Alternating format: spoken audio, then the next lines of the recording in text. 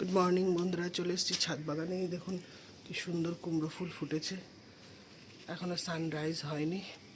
এই দেখুন কি সুন্দর কুমড়ো ফুল ফুটেছে।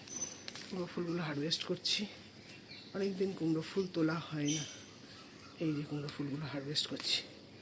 আর কুমড়ো ফুলের পাশেই যে টমেটো গাছগুলো, 4-5টা গাছ একসাথে হয়েছে, ওতে দেখুন সব ফুল চলে এসছে। এই যে এইবারে আমি এই গাছটা, এই টমেটো গাছটা ফুল চলে এসছে, ছোট্ট গাছ।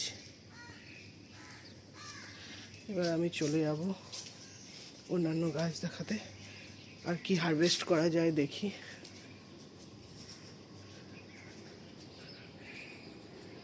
দেখুন পেঁপে গাছটায়, পেঁপে গাছটায় দেখুন পেঁপে হয়েছে একটা, আবার এই উপরে আরেকটা হচ্ছে।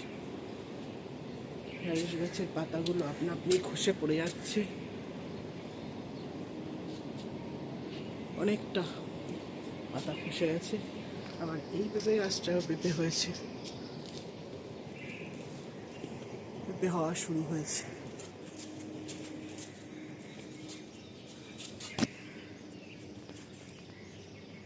এই যে এটার তো পাতাগুলো খুলে খুলে পড়ে যাচ্ছে, পেঁপেও পড়ে যাচ্ছে, জানি না। আর এই যে গাছটা, আমার যে জাম্বু পেঁপে গাছটা দেখাচ্ছি বন্ধুরা, এই দেখুন।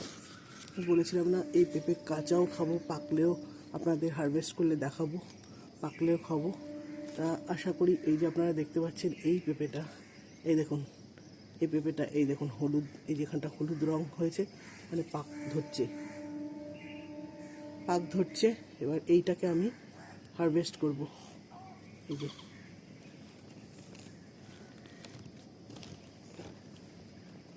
কি শক্ত, এই দেখুন হারভেস্ট করে নিলাম।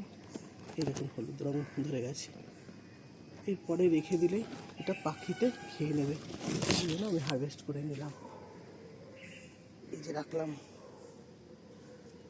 এই যে এই যে হলুদ রংটা দেখুন, পাখিতে নাহলে খেয়ে নেবে।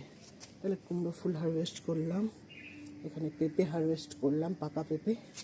এটাও পাকবে কদিন পর, এটাও হলুদ হলুদ রং হয়ে যাচ্ছে আস্তে আস্তে। দেখতে পাচ্ছেন, এই দেখুন এই পাতা দিয়ে আস্তে আস্তে হলুদ হচ্ছে। আর এইগুলোও হবে পরে, যখন আবার হবে আমি দেখাবো। তবে এইটা আমি একসাথে সব পারবো না, এটা কিন্তু পেকেছে, কিন্তু শক্ত আছে। পাখিতে ফুটো করে দেবে, পাখিরা তো বুঝতে পারে, ওরা গন্ধ পায় পেকে গেলে, ওরা এসে ফুটো করে দেবে। এই জন্য এটা আমি হারভেস্ট করে নিলাম। এবার দেখছি আর কি হারভেস্ট করা যায়।